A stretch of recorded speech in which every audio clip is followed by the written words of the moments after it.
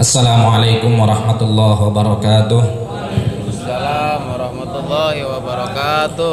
Alhamdulillah wassalatu wassalamu ala sayyidina maulana Rasulillah wa ala alihi wa ashabihi wa man tabi'ahu wa nasarahu wa walah, amma ba'dah.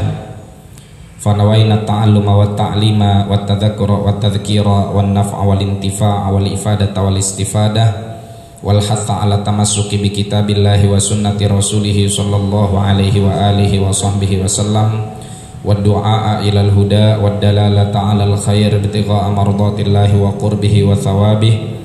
Subhanaka la ilma lana illa ma 'allamtana innaka antal alimul hakim wa la haula wa la quwata illa billahil aliyyil azim. Allahumma inna na'udzubika min ilmin la yanfa', qalbin la yakhsha', wa nafsin la tashba', wa 'ainin la tadma', wa a'malin la turfa', wa min du'ain la yustajabu laha birahmatika ya arhamar rahimin. Allahumma inna nas'alukal ilma ladunni wal mashrabas safiyal hani ya wahhabu ya ghani. Allahumma la sahla illa ma ja'altahu sahla wa anta taj'alul hazana idza syi'ta sahla. Allahumma sahhil lana hifdzal ulum wa hab lana wasi'atil fuhum bijahi nabiyyikal ma'sum. Allahumma arinal haqqa haqqan warzuqna ittiba'ah wa arinal batila batila warzuqna ijtinabah wa la taj'alhuma mushtabihan alaina fanattabi'al hawa. Hadratul mukarramin, segenap jajaran pengurus DKM Masjid Jami' Riyadul Abidin, yang mudah-mudahan Allah Subhanahu wa taala senantiasa anugerahkan taufik dan inayahnya.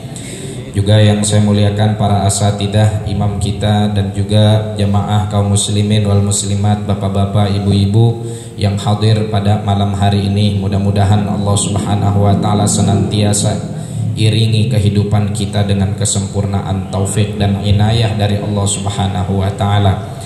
Saudara-saudara kita yang sakit mudah-mudahan disembuhkan oleh Allah Subhanahu wa taala.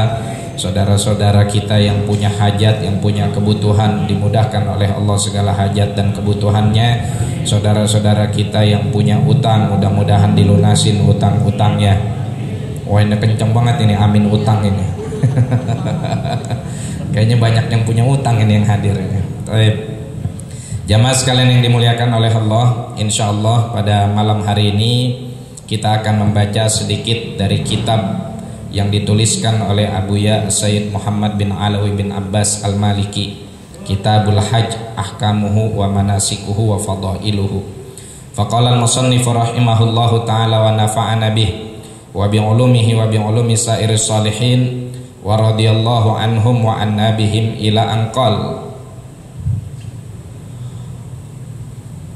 At-targhibu fil haji wal umrati wa fadlihima. Motivasi dalam melaksanakan ibadah haji dan umrah serta keutamaan pelaksanaan ibadah haji dan umrah. Qala Allah Ta'ala wa adzin fin nasi bil haji ya'tuka rijalan wa ala kulli dhamiri ya'tina min kulli fajjin amiq. Dan sampaikanlah, serulah seluruh umat manusia untuk melaksanakan ibadah haji, maka mereka akan mendatangimu baik berjalan kaki ataupun dengan menggunakan kendaraan, dan mereka akan datang dari setiap celah-celah jalan. Liyashhadu manafi'a lahum wa yadhkuru ismallahi fi ayyamin ma'lumatin ala ma razaqahum min bahimatil an'am fakulu minha wa at'imul ba'isal faqir. Agar mereka menyaksikan manfaat-manfaat karunia-karunia dari Allah Subhanahu wa taala yang dianugerahkan kepada mereka, dan agar mereka senantiasa berzikir menyebut nama-nama Allah di waktu-waktu yang tertentu yang diketahui atas apa yang Allah anugerahkan kepada mereka dari hewan sembelihan. Fakulu minha wa at'imul ba'isal faqir, dan makanlah dari hewan sembelihan tersebut dan berikanlah makan kepada orang-orang yang membutuhkan. Wa an Abi Hurairah radhiyallahu taala anhu su'ila Rasulullah sallallahu alaihi wasallam ayyul amali afdal. Dari Abu Hurairah radhiyallahu taala anhu, beliau menceritakan bahwasanya Nabi Muhammad sallallahu alaihi wasallam ditanya, amalan apa yang paling afdal? Faqala, lalu Rasulullah menjawab sallallahu alaihi wasallam, imanun billahi wa rasulih, iman kepada Allah subhanahu wa ta'ala dan Rasulnya. Qila thumma madza, kemudian Nabi ditanya lagi, ada lagi enggak ya Rasulullah? Qala al jihadu fi sabilillah, ada, yaitu jihad di jalan Allah. Qila, kemudian ditanya lagi baginda Nabi sallallahu alaihi wasallam, thumma madza, kemudian apa lagi ya Rasulullah? Qala hajjun mabrur, haji yang mabrur. Rawahu Syaikhani fi sahihaihima. Wa an Abi Hurairah radhiyallahu taala anhu qala qala Rasulullah sallallahu alaihi wasallam, al umratu ilal umrati kafaratun lima bainahuma. Nabi sallallahu alaihi wasallam bersabda, satu umrah ke umrah yang lain menjadi penghapus bagi dosa yang dilakukan di antara keduanya. Wal hajjul mabruru laisa lahu jazaun illal jannah, dan haji yang mabrur kagak ada balasan yang lain kecuali sorga. Rawahu Imamu Daril Hijrati fi Muwatta'ih, hadis diriwayatkan oleh Al Imam Malik, Imam Daril Hijrah di dalam kitab Muwatta', wa Syaikhan, dan juga Al Imam Bukhari dan Imam Muslim, wa Ibnu Majah dan juga Al Imam Ibnu Majah, wal Asbahani dan juga Al Imam Asbahani, wa zada, dan ditambahkan dalam riwayat yang lain, wa ma sabbahal hajju min tasbihatin wala halala min tahlilatin wala kabbara min takbiratin illa busyira biha tabsyirah, dan tidak ada satupun tasbih yang diucapkan oleh orang yang melaksanakan ibadah haji, dan tidak ada satupun tahlil yang diuntaikan oleh orang yang melaksanakan ibadah haji, dan tidak ada satupun takbir yang dilantunkan oleh orang yang ibadah haji, melainkan per setiap tasbih, tahlil, dan takbir diberikan kabar gembira oleh Allah subhanahu wa ta'ala. Bapak Ibu sekalian yang dimuliakan oleh Allah, kita sekarang berada di bulan Dzulqa'dah. Ya, bulan Dzulqa'dah ini kalau secara aturan syariat sudah masuk ke dalam miqat zamani. Miqat zamani itu adalah waktu yang ditentukan oleh syariat di mana seseorang udah bisa niat melaksanakan ibadah haji atau sudah bisa melakukan ihram untuk haji. Jadi miqat ada dua ada miqat zamani, miqat waktu, ada miqat makani, miqat tempat. Ya, miqat makani, ihram dari tempat tersebut, ini tempatnya sudah ditentukan oleh baginda Nabi Muhammad sallallahu alaihi wasallam. Kalau kita mau berangkat haji, mau berangkat umroh dari Jakarta nih, dari Pelak nih, ya enggak? Kita mau berangkat, nebaknya di mana? Nebak di Jeddah misalkan. Kita nebak di Jeddah, habis itu mau langsung ke Mekah, ya. Maka biasanya tuh di pesawat kita diteriakin sama pramugari tuh, diumumin. Nih kita udah mau lewat miqat, buruan, siap-siap melaksanakan miqat karena pesawat kita lewat Yalamlam. Itu Yalamlam itu adalah miqat tempat. Kalau kita ngelewatin miqat kagak ihram, kudu buru-buru balik. Kalau kita ngancleng aja, nyelonong aja, maka kita kena dam, bayar denda. Ya, ini namanya miqat makani.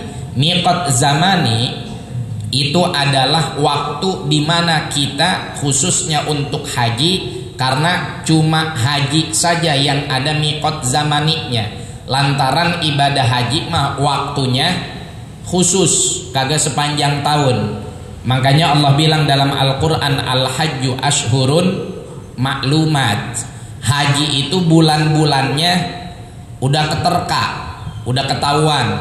Bulan apa aja tuh? 1 bulan Syawal, 2 bulan Dzulqa'dah, sampai kemudian tanggal 10 bulan Dzulhijjah. Jadi kalau kita pengen melaksanakan ibadah haji, ihramnya dari bulan Syawal itu udah bisa, ya. Nah, karena sekarang kita di bulan Dzulqa'dah, mungkin ada di antara Bapak Ibu nih yang hadir ada yang mau berangkat nggak nih? Kali besok-besok mau berangkat nih, lusa atau kapan ada yang berangkat? Atau ada saudara kita yang udah pada berangkat, atau kita mungkin belum berangkat, kita udah pengen banget berangkat, masya Allah, udah daftar, nah antrinya panjang, ya. Nah kita pengen tahu bagaimana keutamaan di dalam melaksanakan ibadah haji tersebut. Yang pertama, haji ini adalah salah satu rukun Islam, ya, salah satu rukun Islam yang hanya saja kewajibannya dibebankan kepada kita ada syarat tambahan, yaitu wujuduz zadi warrahilah, adanya bekal dan adanya kendaraan. Kudu punya bekal sama kudu punya kendaraan. Bekal boleh bekal sendiri, boleh dibekelin sama orang. Ya, orang miskin nggak wajib haji. Tapi kalau ada yang ngongkosin, dia berangkat, dia laksanain ibadah haji, ya sah hajinya. Ya, ini biasanya kita ngarep yang begini nih, ngarep yang gratis, yang gratisan, ya enggak? Gratis bu, tenang aja, insya Allah daftar haji gratis, ya. Daftarnya yang gratis, berangkatnya mau bayar, ya. Yang gratis mah cuma daftarnya, mendaftar doang sih. Ya, baru habis itu kita nyicil. Nah, ini adalah pelaksanaan ibadah haji yang memang menjadi rukun Islam dan menjadi kewajiban bagi kita sebagai seorang muslim. Hanya saja disyaratkan wujuduz zad warrahilah wa amnut thariq, amannya perjalanan, ya. Oleh karena itu bahkan sebagian masyayikh kita, para ulama kita memfatwakan dengan kondisi Saudi saat ini, ya, yang memberikan kita visa haji dan memberikan batasan, ya, itu kalau kita emang belum kebagian gilirannya belum wajib.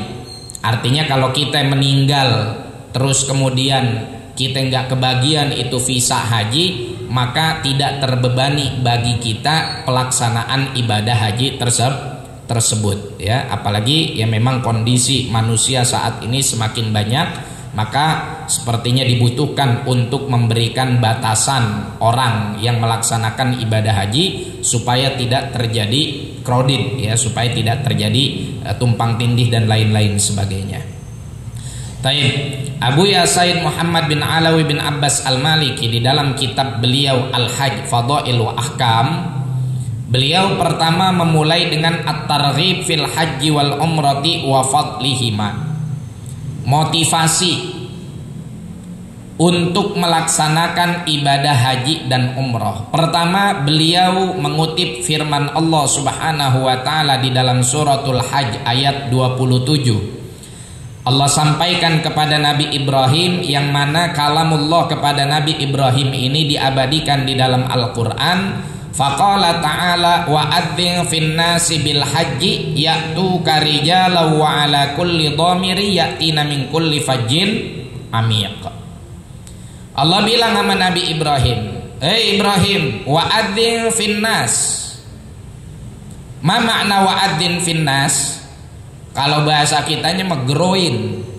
Tahu groin? Panggilin. Ya. Manggil pakai bebrekan begitu tuh, suaranya diangkat. Wa adzin finnas. Kayak muadzin, makanya disebut orang yang manggil buat melaksanakan sholat namanya muadzin, ya, orang yang manggil buat melaksanakan sholat. Wa adzin ainadi, panggil. Finnasi, geroin no orang-orang no, panggilin no orang-orang no, ya. Untuk ngapain? Bil haji, untuk melaksanakan ibadah haji. Jadi ibadah haji ini panggilannya udah dari lama, Pak. Ya. Makanya kalau kita ditanya, "Udah haji?" "Belum." "Emang apa?" "Belum dipanggil." Dipanggil mah udah. Nyautnya yang belum. Dipanggilnya mah udah, nyautnya yang belum. Ini enggak. Kalau dipanggil udah dari zaman Kibenen sama Nabi Ibrahim. Udah dari kapan tahu Nabi Ibrahim alaihi wa ala nabiyina afdhalus salati wassalam manggil kita buat melaksanakan ibadah haji. Ya cuman begitu, kadar nyautnya orang-orang ya beda-beda. Ada yang kalau sama panggilan nyautnya sregep, ya, nyautnya cepat. Ada yang kalau dipanggil ya nyautnya begitu, kalau kata orang Betawi Tangerang mah klien-klien. Tahu klien-klien? Di sini dipakai nggak tuh bahasa klien-klien? Ya, apa tuh klien-klien? Entar-entaran. Ya, leor. Lenda-lende. Kagak buru-buru begitu. Ya ada yang emang udah dipanggil, ya sebetulnya mah janjinya mah udah pengen. Ya cuman yang namanya jalan dari Mampang ke Mekah kan biar kata sama-sama depannya huruf M juga jaraknya jauh ya. Iya enggak? Iya, ini Mampang huruf M, Mekah huruf M juga, Madinah huruf M juga, sama depannya doang, cuman jaraknya lumayan, ya kan? Artinya karena jarak yang cukup jauh, ya kita mah udah pengen manggil, udah pengen nyaut aja bawaannya mah. Cuman kan jalan dari sini ke sono ongkosnya gede, Pak. Ya enggak, ongkosnya gede. Kadang kita udah nabung gue buat haji seminggu gope atau seminggu 300 ribu nabung sebulan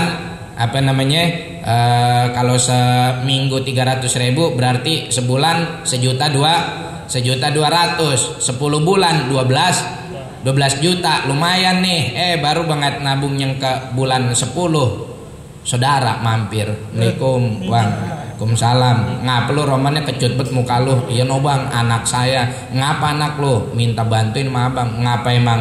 Tahu no kemarin pakai tawuran segala lagi, sekarang masuk polisi kudu ditebus. Mana ya kagak punya duit, gelang udah habis, kalung udah singget. Lah emang yang kemarin disisain pada kemana? No, laki kita kecanduan judi. Laki kita kecanduan judi, anak masuk ke dalam penjara. Dasar kita jadi abang kagak tega sama adek. Mengata terus ngapain? Minjem duit bang, barang 5 juta mah buat nebus. Ya ilah, baru gak kita ngumpulin 12 juta, dipinjam sama adek 5 juta, singget lagi. Iya enggak? Itu kadang-kadang begitu hidup tuh. Makanya ya ibadah haji ada orang yang emang udah nyautin tapi belum keburu ngelaksanain karena terkadang banyak urusan di dalam kehidupan kita sehari-hari. Tapi panggilannya mau udah dipanggil dari dulu Nabi Ibrahim. Sayyidina Abdullah bin Abbas ketika menafsirkan ayat ini, beliau menyetir sebuah riwayat. Kata Sayyidina Abdullah bin Abbas, waktu Nabi Ibrahim disuruh oleh Allah Subhanahu wa taala buat ngegeroin orang-orang, manggilin orang-orang laksanain ibadah haji, kata Nabi Ibrahim, ya Allah, la yasiluhum sauti. Ini bagaimana suara saya kagak nyampe ke mereka. Bahkan di dalam kitab-kitab tafsir disebutkan bahwa ketika Nabi Ibrahim menerima perintah ini dari Allah Subhanahu wa taala, itu di Mekah nggak ada siapa-siapa, Pak. Di Mekah nggak ada siapa-siapa, cuman beliau doang bertiga. Beliau, bininya, sama anaknya Nabi Ismail. Ini perintah wa'adzin finnasi bil haji ini kan setelah Nabi Ibrahim sama Nabi Ismail kelar bangun Ka'bah. Wa idh yarfa'u Ibrahimul qa'ida minal baiti wa Ismail, ya kan? Nabi Ibrahim membangun ulang Ka'bah setelah dibangun sebelumnya oleh para malaikat, dibangun oleh Nabi Ibrahim. Ka'bah disusun batunya berdua sama Nabi Ismail. Itu di Mekah belum ada siapa-siapa. Karena emang Mekah itu dulu ya cuma dihuni oleh Nabi Ismail dan juga Siti Hajar. Nabi Ibrahim mah datang ke Mekah sesekali doang, tiba ngelongok anak doang. Kan beliau mah tinggalnya di Palestina, ya. Beliau mah tinggal di Palestina, punya bini pertama namanya Sarah. Lama sama Sarah, bukan Sidul. Ini mah bininya Nabi Ibrahim. Ya, main Sidul lah ya. Ya, lama sama Siti Sarah nggak punya anak. Akhirnya nikah lagi bil milkil yamin dengan Siti Hajar. Alhamdulillah dari bini kedua dapat anak. Biasa dah, namanya orang wadon mah biar kata bini Nabi juga ada cembetut-cembetutnya bang.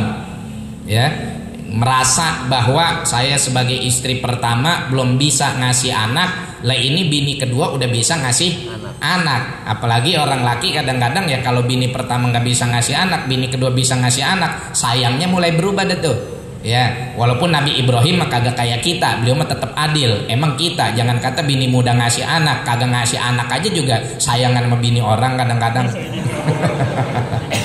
Naudzubillah min dari yang kagak ngaji, yang begitu mah yang kagak ngaji. Yang ngaji mah kagak begitu. Yang ngaji mah paling sayangnya sama yatim plus janda-jandanya.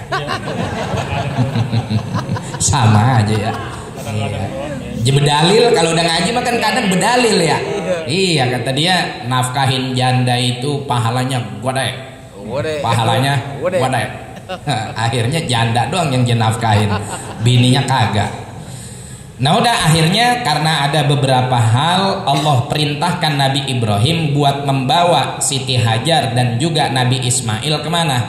Ke Mekah. Tinggal di Mekah. Dibawa.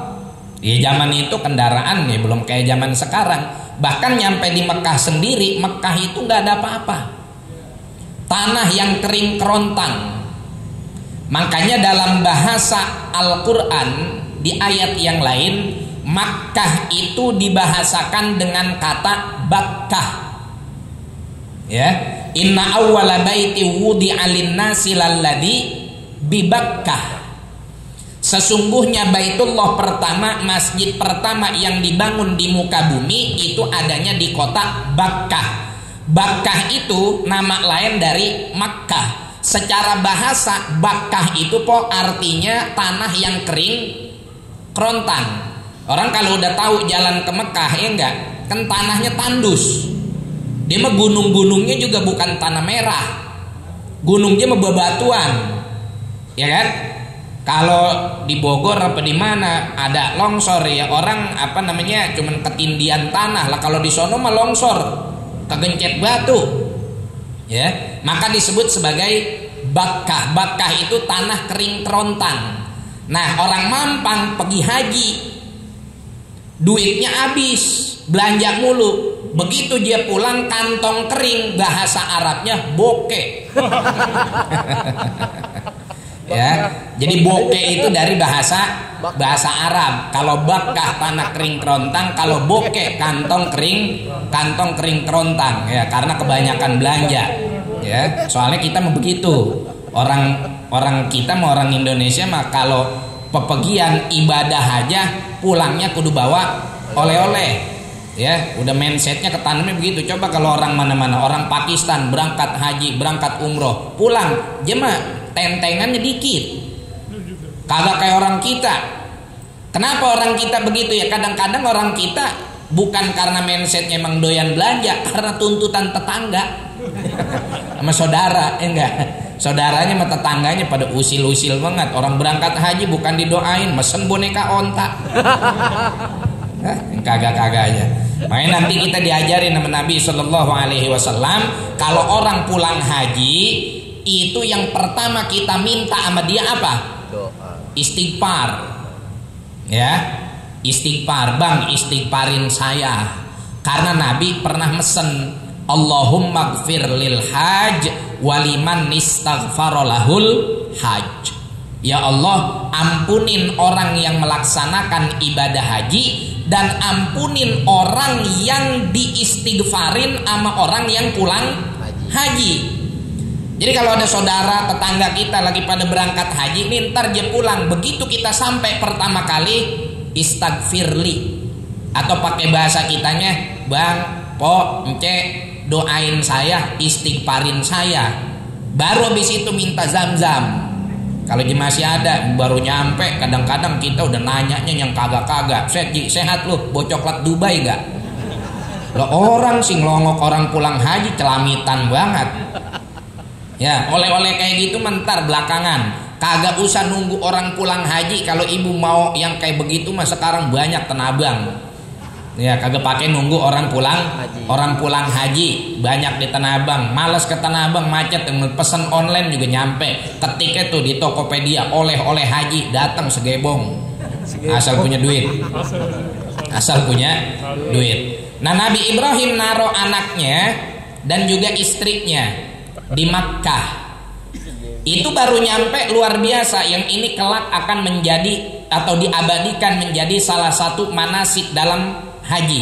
bahkan menjadi rukun dalam haji dan umroh. Yang dia mah bedanya rukun sama wajib haji, kalau rukun kagak dikerjain hajinya batal, kagak sah, kudu buru-buru dikodok ya. Nah tuh yang ribet, ngodoknya ribet, kudu antri lagi kan. Kalau orang Mekah enak, dia mah tinggal ngacir doang, gelinding doang. Lah kalau kita udah berangkat kagak sah gara-gara rukunnya nggak dikerjain. La ilaha illallah, ini haji pertama aja antrinya 30 tahun. Begitu berangkat udah umur 60 tahun, hajinya kagak sah gara-gara rukunnya nggak dikerjain. Antri lagi 30 tahun lagi, berangkat umur 90 tahun lah, baru nyampe pintu aja udah lihat-lihat. Ya enggak? Nah ini makanya rukun jangan ditinggalin. Apa salah satu rukun haji? Sa'i. Sa'i itu kita kan semua tahu tuh ceritanya, ya enggak? Karena Nabi Ibrahim naruh anak dan istri, udah ditaruh aja begitu tuh. Dibangunin rumah kagak, dibikinin pasar kagak, digalihin sumur juga kagak, dititipin duit juga kagak. Orang di sejarah sampai disebutin begini sih, waktu Nabi Ibrahim naruh anaknya dan juga istrinya ya di samping tempat yang sudah dibangun sebelumnya oleh malaikat dan jadi Baitullah Al-Haram, Ka'bah Musyarrafah, sebelum nanti dibangun ulang sama Nabi Ibrahim dan Nabi Ismail. Itu Nabi Ibrahim udah taruh anak bininya di situ, dia berdoa, Rabbana inni askantu min dzurriyyati biwadin ghairi dzi zar'in 'inda baitikal muharram. Wahai Tuhan kami, saya titipin nih anak keturunan saya di satu lembah, biwadin, di satu lembah, ghairi dzi zar'in, yang kagak ada tumbuhan apa-apa, inda baitikal muharram, tapi di sisi rumahmu. Ya, udah tuh, nitipin duit kagak, ngasih ATM kagak, ngisiin Shopee Pay kagak, udah aja lantas dia pergi. Sampai bininya ngomong begini pas Nabi Ibrahim mau balik ke Palestina, kata bininya, Allahu amarak, bang, ini kita ditaruh di sini perintah Allah. Itu Nabi Ibrahim kagak nengok acan-acan po, kagak nengok acan-acan, cuman manggut doang. Tapi lihat wanita yang luar biasa, yang hatinya tawakalnya luar biasa kepada Allah. Apa kata istri Nabi Ibrahim, Siti Hajar? Idzan la yudhi'ana. Kalau emang ini perintah Allah bang, Allah kagak bakal nelantarin kita. Tuh, jadi orang wadon mah belajar sama Siti Hajar. Ditinggal sama laki kagak disisain duit, tenang, Allah nggak bakal nelantarin. Lah coba wadon mampang yang mana yang sanggup kayak begini? Ya enggak? Jangan kata ditinggal haji, jangan kata ditinggal umroh, baru timbang ditinggal ziarah keluar Batang, ziarah ke Empang juga bininya langsung jejelotohan kalau kagak ditinggalin duit mah. Ya, bang ini mana buat kita belanja? Kagak ada zaman sekarang perempuan, bukan nggak ada men sedikit, semet perempuan yang kalau ditinggal sama lakinya kagak disisain duit, lalu mengucapkan idzan la yudhi'ana, Allah nggak bakal nelantarin kita. Ya cuman ya ibu-ibunya belajar kayak Siti Hajar. Orang lanangnya juga kudu kayak Nabi Ibrahim bang. Ya enggak? Lah kita nuntut bini kita kayak Siti Hajar. Kalau kita tinggal kemana-mana nggak sisain duit, jadinya nerimain. Lah kelakuan kita ninggalin bini pergi mancing. Ya pantas orang wadon pada ngamuk ya. Jadi kalau hal seperti inilah yang dicontohkan oleh Nabi Ibrahim alaihissalam ya. Beliau memang atas perintah Allah, istrinya juga yakinnya luar biasa kepada Allah, maka ketawakalan itu muncul. Kagak digalin sumur acan-acan, sumur juga nggak tahu di mana. Akhirnya begitu Nabi Ismail berasa lapar, berasa aus, baru tuh emaknya, bahasa kitanya mah aja gijig ya. Jadi kalau ditanya bahasa Arab, sa'i apa artinya? Aja gijig.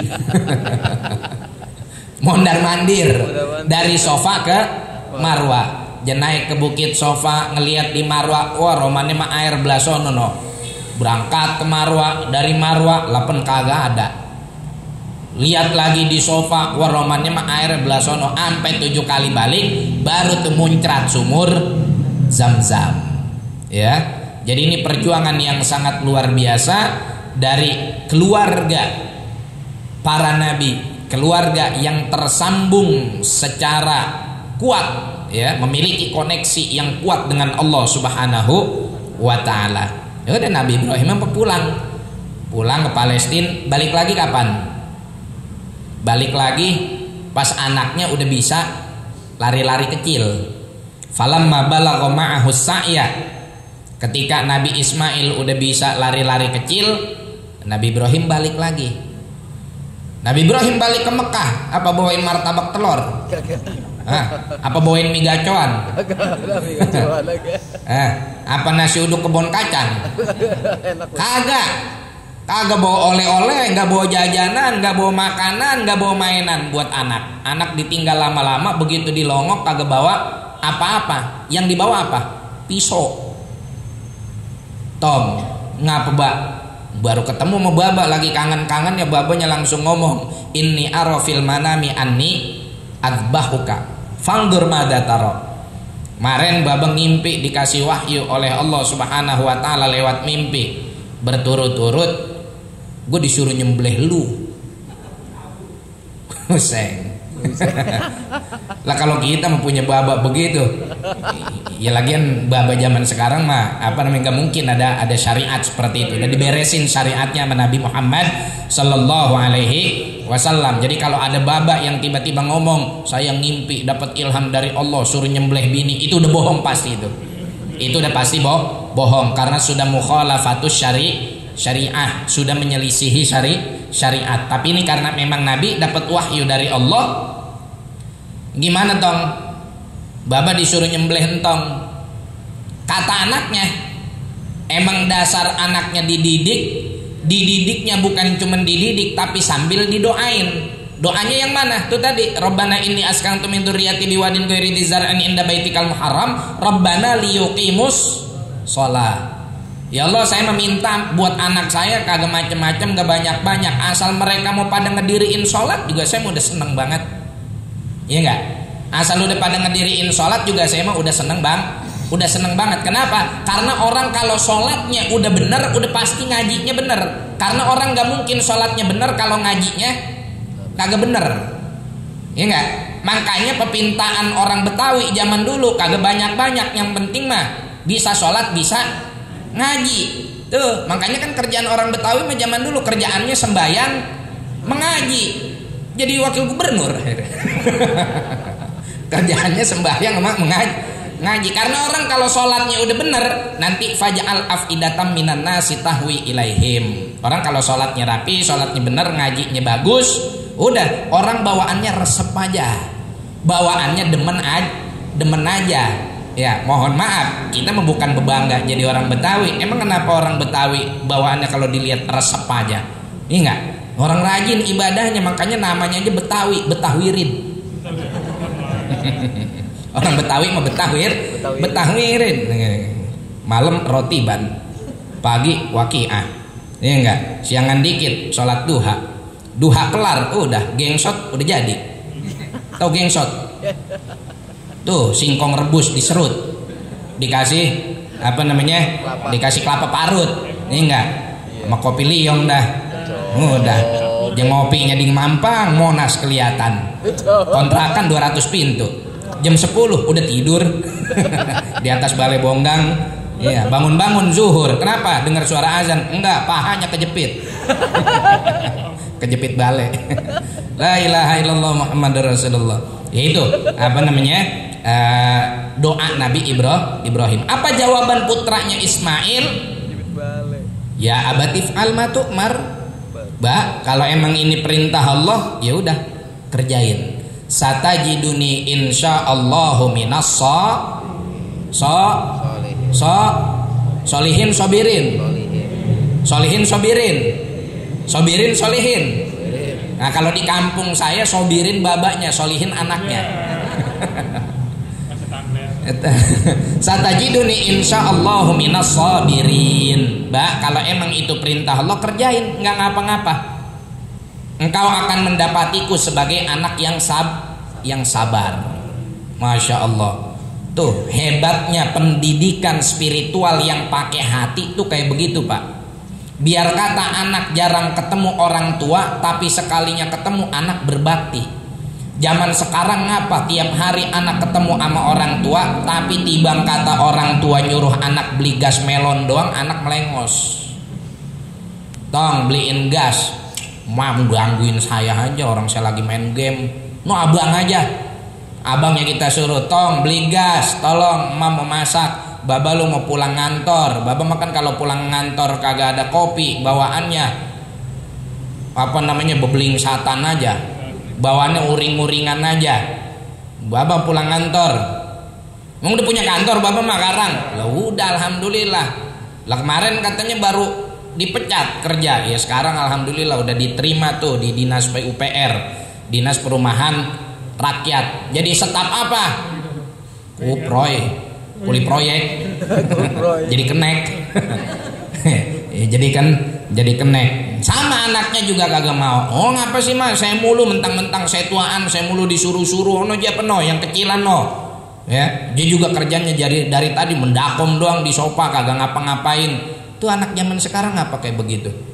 Karena nggak ada pendidikan yang berangkat dari hati oleh orang tua. Ya, Nabi Ibrahim mendidik dengan hati, dengan spiritual yang tinggi, diiringi dengan keikhlasan dan juga contoh. Makanya anaknya begitu diperintahkan untuk disembelih, anaknya bilang satajiduni insyaallahu minas sabirin. Bahkan anaknya sendiri yang ngomong, Mbak, kalau mau nyembelih saya tolong pisaunya tajemin, yang tajam, biar nggak nyeksa. Ya, jadi sekali tebas langsung putus, biar saya nggak tak adu-adu. Yang kedua, telungkupin saya, dakomin, jangan celentang. Jadi kalau mau nyembelih dari sini, soalnya kalau celentang takutnya baba ngelihat muka saya jadi ngenes, kagak tega, akhirnya ibadahnya kagak sempurna. Ada rasa dari orang tua kesianan sama anak. Tuh anak yang hebat luar biasa. Nah inilah Nabi Ibrahim dan Nabi Ismail. Kemudian beliau tumbuh besar Nabi Ismail di kota Mekah. Nabi Ibrahim balik lagi ke Palestina. Balik Nabi Ibrahim udah gede, kemudian bangun Ka'bah. Ya, yaitu karijalau ala kulli dhamir. Dengan panggilan ini orang akan datang. Ada yang datangnya jalan kaki, ada yang datangnya naik kendaraan. Ya, sekarang di Indonesia nih lagi ngetren ghost to Mekah, sepedaan, jalan kaki, di tengah jalan minta sumbangan. Di tengah jalan minta sumbangan. Jangan gampang percaya, karena yang kayak begitu banyak yang nipu. Lihat dulu paspornya, mana visanya, udah keluar apa belum? Ya enggak? Yang lagi nyusahin diri amat, pesawat ada apa ada, pakai segala ke Mekah jalan kaki. Ya, ntar aja nyampe sono asam uratnya kumat, nyusahin orang lagi aja. Yatina min kulli fajjin amid. Mereka akan datang ya dari setiap tempat, dari setiap gang, dari setiap balik bukit untuk ke Baitullah. Liyashhadu manafi'a lahum. Ma makna manafi'? Manafi' sebagian ulama mengatakan al-afu was-safhu. Manafi' yang ada pada ayat ini artinya adalah maaf dari Allah Subhanahu wa taala. Ya. Makna yang kedua, manafi' ayat tijarah, jual beli. Wa subhanallah, berapa keuntungan yang dihasilkan, perputaran roda ekonomi yang dihasilkan dari pelaksanaan ibadah haji, memberikan manfaat duniawiyah. Dan secara umum manafi' di sini digabung menjadi masalihud dunya wal ukhra. Kemanfaatan dunia dan akhirat, ya. Baik, di dalam hadis baginda Nabi Shallallahu Alaihi Wasallam mengatakan, ketika ditanya apa amalan yang paling bagus, Nabi bilang iman kepada Allah dan Rasulnya. Terus apa lagi? Nabi jawab jihad fisabilillah, jihad yang benar ya, jihad yang sesuai dalam aturan syariat, bukan jihad yang jahat, ya. Jihad yang benar itu yang melawan kafir harbi, bukan melawan sesama muslim bukan menyakiti kafir dhimmi, bukan menyakiti kafir mu'ahad atau kafir mustakman. Jihad yang benar yang mengangkat senjata fi sabilillah adalah jihad melawan kafir harbi, orang kafir yang emang datang membawa senjata untuk memerangi kita. Ya, adapun non muslim kafir yang ada di sekitar kita, kalau dia keluarga negaraannya sama dengan kita, ya kafir dhimmi. Kalau dia datang ke sini sebagai turis, namanya kafir mustakman, orang yang datang kepada kita dengan jaminan keselamatan dan keamanan. Ada kemudian kafir mu'ahad, orang kafir yang tinggal di negerinya, tapi kita punya perjanjian bilateral dengan mereka. Nabi Shallallahu Alaihi Wasallam juga membangun perjanjian perdagangan dengan orang-orang kafir. Matan Nabi Shallallahu Alaihi Wasallam, wadir'uhu marhunatun inda yahudiyin bisa'in min syair. Nabi Shallallahu Alaihi Wasallam wafat dalam keadaan baju zirah beliau masih tergadaikan pada salah satu orang Yahudi di Madinah, ditukar sama Nabi dengan satu sok dari gandum. Baik. Yang terakhir, amalan yang terbaik adalah hajj mabrur. Ya. Ini hajj mabrur di dalam hadis yang lain disebutkan laisa lahu jazaun illal jannah. Kagak ada balasan dari haji yang mabrur kecuali surga. Jadi balasan dari haji yang mabrur itu adalah surga. Cuma bagaimana kita mau dapetin haji yang mabrur? Faman farada fihinnal hajja fala rafatha wala fusuqa wala jidala fil hajj. Haji yang mabrur selain syarat wajib, rukun dan juga sunnah-sunnahnya dikerjakan dengan maksimal, juga ada adab-adab yang harus dijaga. Kalau kita udah wajib haji, satu, fala rafatha. Rafat ini apa? Al-jima' wa muqaddimatuh. Rafat itu adalah hubungan badan suami istri ataupun setiap perbuatan yang menjadi pemanasan hubungan badan suami istri.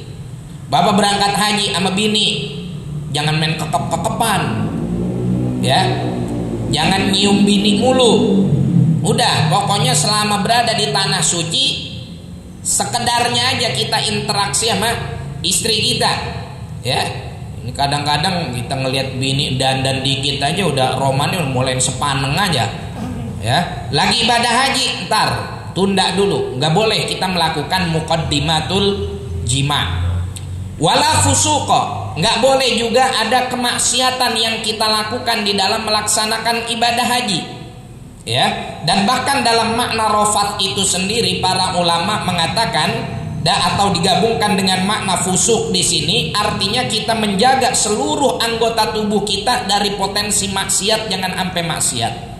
Hifdzul basar, ya, ghaddul basar, kita jaga mata kita dari pandangan, karena itu udah termasuk bisa jadi muqaddimatul jima. Ya, lah bagaimana kagak kita baru pertama datang ke Mekah ngelihat orang dari berbagai macam negara nyampe. Apalagi pada saat kita tawaf, ya, di Masjidil Haram kita tawaf kan nyampur tuh laki perempuan tuh. Kudu kita jaga tuh mata kita jangan pada jelalatan. Mentang-mentang di Mampang perempuan nih hidungnya pada mancung ke dalam, begitu nyampe di sono ngelihat orang Turki, belum dilihat bukannya Ka'bah, orang Turki aja yang dia lihat. Jangan, ya, nggak boleh. Jaga pandangan kita dari yang diharamkan oleh Allah. Jaga telinga kita, ya, yang dari yang diharamkan oleh Allah. Makanya haji itu salah satu riyadhah bagi kita untuk kemudian kita menjaga anggota tubuh kita dari kemaksiatan. Saudara nelpon, kita angkat, bang, saya mau cerita nih sama abang. Selama abang berangkat haji ada aja yang ngomongin abang. Buru-buru tutup teleponnya. Nah, gue kagak mau denger orang gibah. Gue di sini mau sibuk ibadah. Dia mau ngomongin kayak bagaimana kayak setrajiah. Gue mau fokus ibadah. Lu jangan ganggu gue lagi pengen ibadah. Setelah dia mau ngomong apa, dia mau ngatain gue apa, dia mau gibahin apa, gue kagak mau dengerin tuh berita. Udah tutup. Cuman kan kadang-kadang ya Allah, kita ini sekarang banyak di dalam pelaksanaan ibadah haji, banyak kaum muslimin yang sudah kehilangan esensi tersebut. kehilangan hakikat dari ibadah itu sendiri, sehingga alih-alih tempat tersebut menjadi masyair justru malah menjadi masyahir. Kita berangkat haji bukannya untuk lagi menghormati syiar-syiar Allah, tapi kita berangkat haji cuman atau berangkat umroh cuman sekedar pengen update status, ya enggak? Sampai tawaf aja kita ngevlog. Hello guys, saya lagi tawaf guys. Alhamdulillah ini udah putaran yang kelima guys. Bagus saya alhamdulillah selama sa'i dan selama tawaf selama sa'i saya kuat guys. Kuncinya satu, rajin-rajin jalan kalau lagi CFD. Ini karena saya rajin jalan di Car Free Day, jadinya alhamdulillah sekarang saya kuat melaksanakan tawaf dan juga sa'i guys. Ngapain? Ya, jangan kebanyakan mendokumentasikan ibadah kita. Ya, apalagi sampai kita sering-sering update status, sering-sering upload, itu kalau kata guru-guru kita ngilangin dzauq, ngilangin cita rasa ibadah. Kenapa? Karena kalau orang keseringan moto, keseringan upload, ya, keseringan update status lagi ibadah, bisa menghilangkan cita rasanya. Karena seenggaknya minimalnya ibadah dia nggak khusyuk. Dari mana nggak khusyuknya? Pengen buru-buru moto, ya nggak? Pengen buru-buru moto. Itu aja udah ngilangin kenikmatan ibadah. Ntar kita baru berangkat nih, berapa kali kita bawa rombongan, kadang-kadang jamaah enter jangan lupa ya kita habis top ngumpul di sini kita foto dulu bareng. Begitu kita top yang kepikiran di mana tadi tempat ngumpulnya buat kita moto, fotonya udah siap belum ya? Terus spanduknya udah siap belum ya? Itu akhirnya menghilangkan kenikmatan ibadah itu sendiri, Nah, haji yang mabrur jamaah sekalian, apa yang mereka laksanakan di dalam pelaksanaan haji tersebut bisa dibawa pulang. Ya, yang dibawa pulang bukan kacangnya, bukan kormanya, bukan ajwanya, bukan sarung ihramnya, bukan sekedar air zam-zamnya, tapi yang dibawa pulang adalah akhlaknya, rohnya, maksudnya dalam artian ketajaman spiritualitasnya dengan Allah Subhanahu wa taala, adabnya, etikanya, dan juga ketawaduannya. Ini yang disebut haji yang mabrur. Wallahu a'lam bishawab. Jazakumullah ahsanat jaza. Terima kasih banyak Ustaz atas ilmu dan hikmah yang telah diberikan. Hadirin hadirat rahimakumullah, sebelum kita doa, kita mohonkan baca suratul Fatihah nanti dipimpin oleh Ustaz untuk Ananda Afnan Atirah binti Ustaz Ahmad Zarkashi, terus kita yang tadi sore sakit dan dibawa ke rumah sakit, dan juga buat diri kita, keluarga kita, saudara-saudara kita, dan jamaah kita yang sedang sakit. Mudah-mudahan semuanya Allah sembuhkan, Allah pulihkan kesehatannya, Allah kembalikan kekuatannya untuk bisa beribadah seperti sedia kala. Untuk Al-Fatihahnya, saya mohon kepada Ustaz. Bismillahirrahmanirrahim. Al-Fatihah biniyati syifa'il ajil wa lutfi syamil wa biniyati an Allah ta'ala yunawwiru qulubana wa qalibana wa arwahana wa jasadana wa diyarana wa manazilana wa qurana wa masajidana binuril iman, nuril ma'rifah, nuril yaqin wa nuril kamalil mutaba'ah bi sayyidil mursalin wa biniyati an Allah ta'ala yaqdilana jamil hajat wa qfilana jamil muhimmat yaghfirana kullad dunub wa yasurana kullal uyub wa yakshifana kullal kurub wa yamla bi barakati wa kathratil amwali kullal juyub yuballighna al-haramaini syarifain wa yuballighna wa yarzuqna ibadatal hajj wal umrah sinin ba'da sinin awam ba'da awam karrat wa marrat ala hadhihi niyyah wa ala mana bihil hadiruna fi hadzal majlis wa ila hadratin Nabi Muhammad sallallahu alaihi wa alihi wasallam bi sirril Fatihah.